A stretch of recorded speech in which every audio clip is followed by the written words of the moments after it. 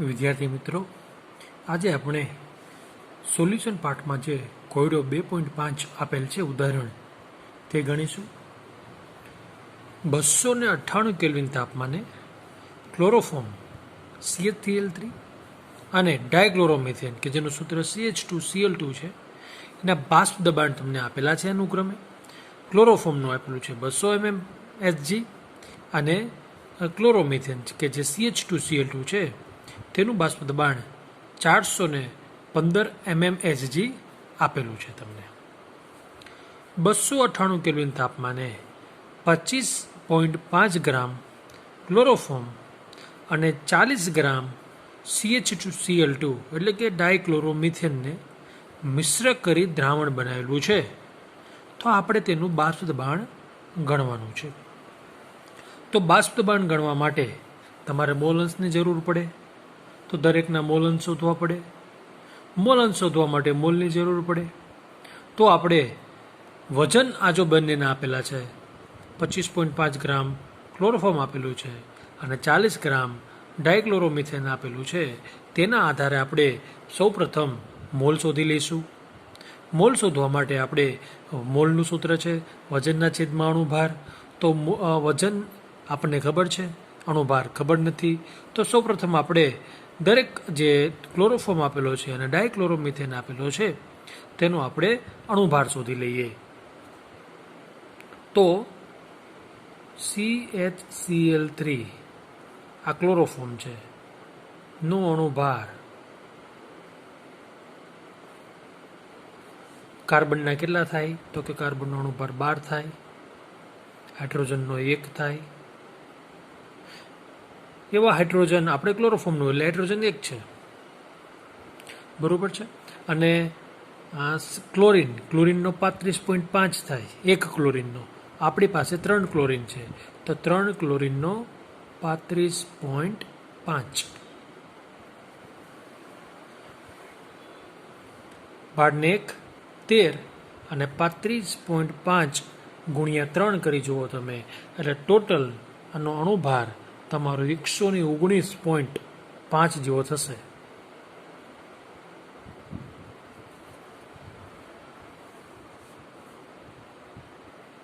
એ જ રીતે CH2Cl2 નો અણુભાર carbon 1 છે તો કાર્બનના 12, હાઇડ્રોજન 2 છે, દરેક હાઇડ્રોજનનો 1 થાય.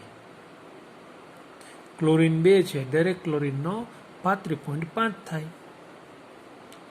12 વત્તા 2 કે 2 વત્તા 35 70 અને 1 71 85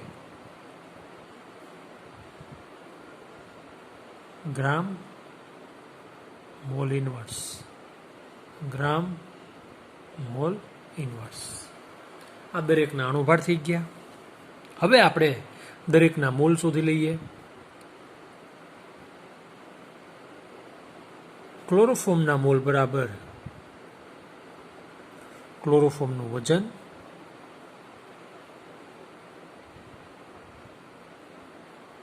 છેદમાં ક્લોરોફોર્મનો અણુભાર. ક્લોરોફોર્મનું વજન કેટલું આપેલું છે તમને? તો કે ક્લોરોફોર્મનું વજન તમને 25.5 ગ્રામ અહીંયા આપેલું છે. તો 25.5 ગ્રામ છેદમાં ક્લોરોફોર્મનો અણુભાર 119.5. 25.5 ભાગ્યા 119.5 કરશો અને 0.213 મોલ આવશે. એ જ રીતે CH2Cl2 નો મોલ બરાબર તેનું વજન કેટલું આપેલું છે આપણને? તો કે 40 ગ્રામ છેદમાં તેનો અણુભાર કેટલો આપેલો છે? તો કે 85. 40 ભાગ્યા 85 કરશો તો 0.47 મોલ આવશે. આપણને બંનેના મોલ શોધી લીધા છે આપણે. હવે મોલ પછી આપણે મોલ અંશ શોધવા હોય તો મોલ અંશ માટે શું કરવાનું છે? તો કે કોઈ ઘટકના મોલ છેદમાં કુલ મોલ, એટલે આપણે કુલ મોલની જરૂર પડશે. તો કે કુલ મોલ બરાબર ક્લોરોફોર્મના મોલ વત્તા ડાયક્લોરોમિથેનના મોલ. ક્લોરોફોર્મના મોલ કેટલા આપેલા શોધેલા છે આપણે? તો કે 0.213 મોલ અને CH2Cl2ના મોલ 0.47 છે. આ બેનો ટોટલ કરશો તમે એટલે 0.683 મોલ થશે.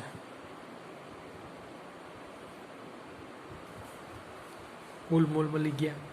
હવે આપણે દરેકના મોલ અંશ શોધી લઈએ. મોલ અંશ શોધવા માટેનું સૂત્ર આપણે બધાને ખ્યાલ છે કે ઘટકના પોતાના મોલ છેદમાં કુલ મોલ. હવે CH2Cl2ના મોલ અંશ બરાબર CH2Cl2ના મોલ ઘટકના પોતાના મોલ છેદમાં કુલ મોલ. CH2Cl2ના મોલ તમને કેટલા આપ્યા છે? તો કે 0.47 છેદમાં કુલ મોલ કેટલા આવેલા છે? તો કે 0.683. 0.47 ભાગ્યા 0.683 એ કરશો એટલે તમને તેના મોલ 0.688 ની આજુબાજુ મળશે. વિદ્યાર્થી મિત્રો, આપણને ખ્યાલ છે કે દ્રાવણમાં ઘટકના કુલ મોલ અંશનો સરવાળો 1 થાય છે. તો જેટલા પણ ઘટક હોય, આમાં 2 ઘટક છે, તો 2 ઘટક છે તો આના મોલ અંશ 0.688 છે. તો બીજાના મોલ અંશ આપણે શોધવા હોય તો તેને 1 માંથી બાદ કરી દેવાનું. માટે ક્લોરોફોર્મના મોલ અંશ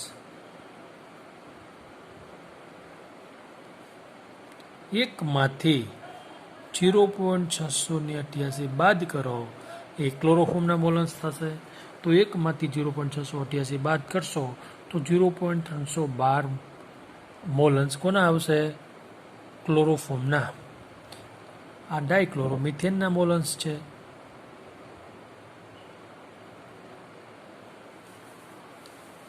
દરેકના મોલ અંશ મળી ગયા. મોલ અંશ પછી આપણે શું શોધવું છે? કુલ દબાણ. કુલ બાષ્પ દબાણ શોધવા માટે આપણે કાલે જે શીખી ગયા છીએ તે આ સૂત્ર કોઈ પણ વાપરી શકો છો. P ટોટલ બરાબર P2 plus P1 minus P2 into X1, અથવા તમે આ સૂત્ર વાપરી શકો છો.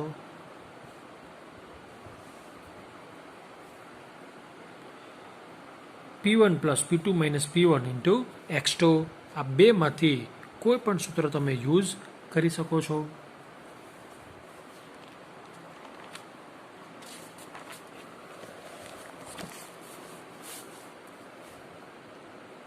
તો P total is equal to આપણને ખ્યાલ છે કે P10 plus P2 minus P10 into X2. P1 છે જે પહેલો ઘટક આપેલો છે એને આપણે P1 કહીએ. બીજો જે ઘટક આપેલો છે એને આપણે P2 કહીએ. P1 plus P2 minus P1 into X2. P1 તો પહેલાના બાષ્પ દબાણ કેટલું આપેલું છે? તો કે ક્લોરોફોર્મ છે. P2 એટલે ડાયક્લોરોમિથેન. તો આનું આપણને આપેલું છે 200 mm Hg. તો P10 બરાબર શું થશે? 200 પ્લસ P2 કેટલું આપેલું છે? તો કે 415 માઇનસ P1 કેટલું આપેલું છે? તો કે 200 ઇન્ટુ X2 એટલે આપણે શું કીધું છે? P1 એટલે ક્લોરોમિથેન કીધું છે અને P2 એટલે ડાયક્લોરોમિથેન કીધું છે. તો ડાયક્લોરોમિથેન છે એના મોલ અંશ કેટલા આવ્યા આપણે? તો કે 0.688. પહેલો ઘટક છે એને 1 કહી દો, બીજો ઘટક છે એને 2 કહી દો. તો X2 છે બીજો ઘટક થયો. બીજો ઘટક કોણ છે? તો કે ડાયક્લોરોમિથેન. તેના મોલ અંશ આપણે 0.688 88 શોધેલા છે.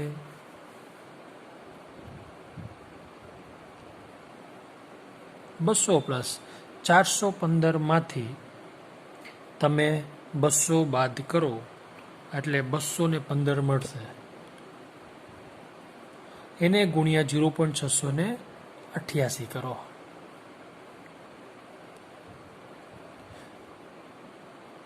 $215 ગુણ્યા 0.688 એટલે 147.9. આ બંનેનો ટોટલ કરો 200 અને 100 347.9 mmHg.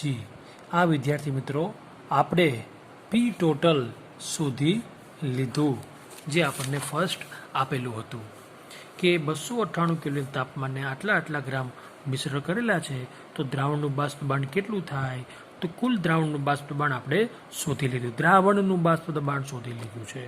હવે આપણે બાષ્પકલામાં દરેક ઘટકના મોલન્સ ગણવા છે. તો બાષ્પ અવસ્થામાં મોલન્સ શોધવા માટેનું સૂત્ર મેં તમને આગળના વિડીયોમાં બતાવેલું હતું કે બાષ્પકલામાં મોલન્સ શોધવા માટેનું સૂત્ર P1, ધારો કે પેલો ઘટક છે એનું શોધવું હોય તો P1 બરાબર Y1 છે એના મોલન્સ છે, એને ગુણ્યા એનો પી ટોટલ એટલે આપણે કુલ જે બાષ્પદબાણ શોધેલું છે તે. આને આધારે આપણને દરેક ઘટકના શું મળશે, આપણને તો કે દબાણ મળશે. શું મળશે તો કે દબાણ. બાષ્પ અવસ્થામાં દરેક ઘટકના આ તમને દબાણ મળશે. એટલા માટે થઈને આપણે હવે દરેક ઘટકનું શોધવું હોય તો દરેક ઘટકના બાષ્પ કલામાં દબાણ શોધવા માટેનું સૂત્ર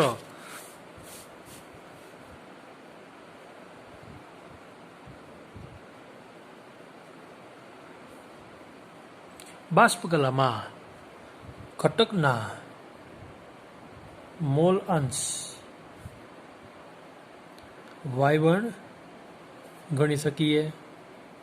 શેના આધારે ગણી શકીએ તો કે આપણું સૂત્ર જે છે આ રહ્યું PI બરાબર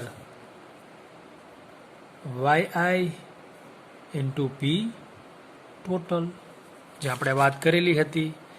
દરેક ઘટકના તમને બાષ્પદબાણ આવડતા હોય તો PI is equal to YI into P total. YI ને આપણે કરતા બનીએ સૂત્રનો તો PI ના છેદમાં P ટોટલ. દરેક ઘટકનું બાષ્પદબાણ છેદમાં ટોટલ. તો આપણે બાષ્પ અવસ્થામાં દરેક ઘટકનું જે છે ક્લોરોફોર્મ છે અને ડાયક્લોરોમિથેન છે તેનું બાષ્પદબાણ ગણશું. તો આપણે સૌપ્રથમ ડાયક્લોરોમિથેન છે એની વાત કરીએ. તો ડાયક્લોરોમિથેનની આપણે વાત કરતા હોય તો ડાયક્લોરોમિથેન માટે એના મોલન્સ કેટલા છે ડાયક્લોરોમિથેનના તો કે 0.688. એને ગુણ્યા એનું બાષ્પદબાણ કેટલું છે તો કે 415 mmHg. એટલે બાષ્પ અવસ્થામાં આપણને દરેક ઘટકના આપણને બાષ્પદબાણ મળી જશે.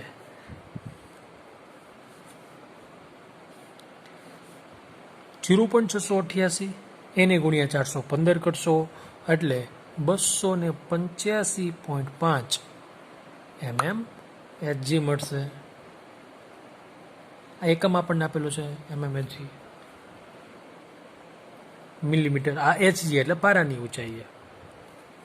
એ જ રીતે PCHCl3 આ ક્લોરોફોર્મ છે એનું બાષ્પદબાણ શોધવું હોય તો એના મોલન્સ કેટલા છે ક્લોરોફોર્મના તો કે 0.312. એને ગુણ્યા એને શુદ્ધ અવસ્થામાં હોય ત્યારે તેનું બાષ્પદબાણ કેટલું છે તો કે 200 mmHg આપેલું છે આપણને. આ બેનો ગુણાકાર કરશો એટલે 62.4 mmHg મળશે.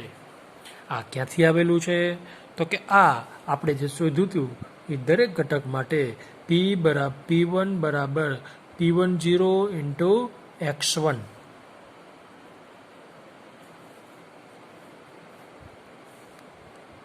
અથવા આમ પણ લખી શકો આપણે P1 બરાબર X1 ઇન્ટુ P10.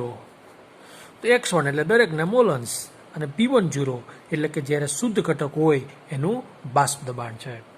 આટલા મોલન્સ છે અને આટલું એનું બાષ્પ દબાણ છે, એટલે આનું બાષ્પ દબાણ આટલું થયું, આનું બાષ્પ દબાણ આટલું થયું. હવે આપણે દરેક ઘટકના મોલન્સ શોધવા હોય તો આપણું સૂત્ર છે, કોનું શોધવું છે તો કે CH2Cl2 બરાબર P of CH2Cl2 છેદમાં P total. P of CH2Cl2 કેટલું છે તો કે 285.5 mmHg છેદમાં P ટોટલ જે આપણે ઉપર શોધેલું છે 347.9.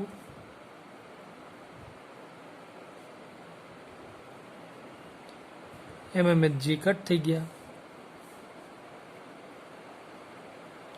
ક્લોરોફોર્મના મોલન્સ 285.5 એને ભાગ્યા 347.9 કરશો એટલે તમને 0.82 મળશે. એકમાંથી બાદ કરી દો અથવા આપણને ડેટા આપેલા જ છે. Y of CHCl3 બરાબર P of CHCl3 એનું દબાણ છેદમાં P total. P of CHCl3 તો ક્લોરોફોર્મનું બાષ્પ અવસ્થામાં દબાણ કેટલું છે તો 62.4 mmHg છેદમાં ટોટલ કેટલું છે તો કે 347.9 mmHg 0.18. તો બાષ્પ અવસ્થામાં આપણે આ ક્લોરોફોર્મ છે તેના મોલન્સ અને બાષ્પ અવસ્થામાં આ ડાયક્લોરોમિથેન છે તેના મોલન્સ આપણે શોધી શક્યા. ફરીથી વિદ્યાર્થી મિત્રો આ દાખલામાં ફરી વખત નજર કરી દઈએ કે 298 કેલ્વિન તાપમાને ક્લોરોફોર્મ અને ડાયક્લોરોમિથેનના બાષ્પ દબાણ આપેલા છે. આ બાષ્પ દબાણ તમને શુદ્ધ અવસ્થાના જે ઘટકો હોય એના છે, એટલે P10 છે, બરોબર છે. તો 298 કેલ્વિન તાપમાને 25.5 ગ્રામ ક્લોરોફોર્મ અને 40 ગ્રામ CH2Cl2 ને મિશ્ર કરી બનાવેલા દ્રાવણનું બાષ્પ દબાણ ગણવાનું છે. એટલે બેને મિશ્ર કર્યા છે, આપણે મિશ્ર કર્યા છે એટલે P ટોટલ ગણવું પડે. P ટોટલ ગણવા માટે આપણે જે કાલે સૂત્ર જે શીખી ગયા એ મેં તમને વાત કરી એ રીતે P ટોટલ બરાબર P10 plus P2 minus P1 into X2. એ જ રીતે P ટોટલ બરાબર P2 plus P1 minus P2 into X2. આ બે સૂત્રનો ઉપયોગ કરી તમે આ શોધી શકો છો. વિદ્યાર્થી મિત્રો આ સૂત્રને યાદ કઈ રીતે રાખશું આપણે તો કે જ્યારે અહીંયા X1 લખવું હોય તમારે, કે જ્યારે અહીંયા પેલા ઘટકના મોલન્સ લખવા હોય ત્યારે P1 માઇનસ P2 અને 1 હોય ત્યારે અહીંયા 2 લેવાનું. એ જ રીતે અહીંયા આપણે બીજા ઘટકના મોલન્સ લેવા છે X2 તો P2 માઇનસ P1 કરવાનું. ટૂંકમાં અહીંયા 2 લેતા હોય તો અહીંયા 2 આવશે, 2 માઇનસ 1 આવશે, અને અહીંયા જ્યારે 1 લેતા હોઈએ ત્યારે 1 માઇનસ 2 આવશે. ઇન શોર્ટ આપણે જેના મોલન્સ શોધતા હોય આ ફક્ત યાદ રાખવા માટેનું વાત છે કે જ્યારે આપણે X1 શોધતા હોઈએ ત્યારે P1 માઇનસ P2, 1 છે તો અહીંયા P2 લેવાનું.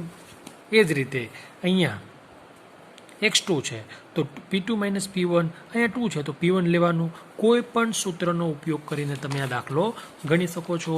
તો આપણને મોલન્સની જરૂર છે. મોલન્સ શોધવા માટે પહેલાં મોલની જરૂર પડશે.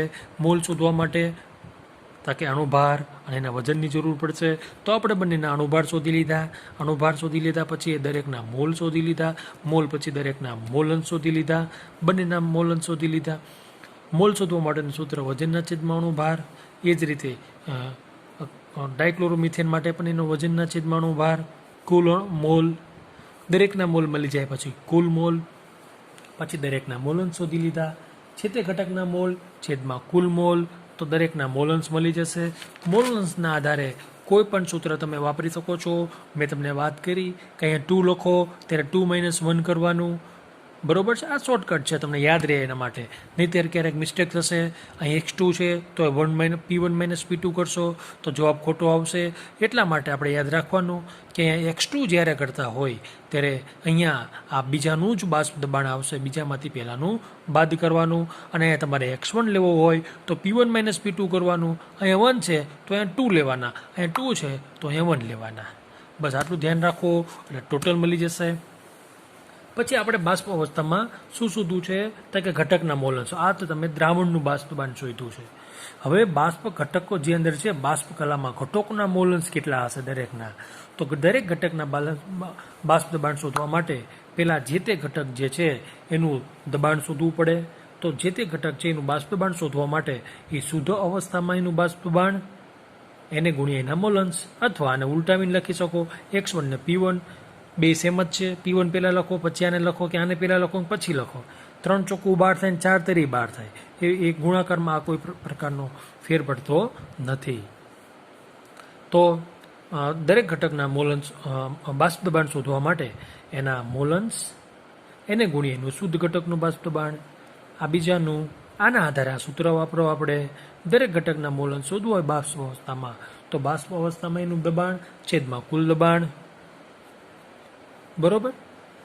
એ જ રીતે ક્લોરોફોર્મ માટે તો બંનેના બાષ્પ દબાણ આપણે શોધી શકીએ.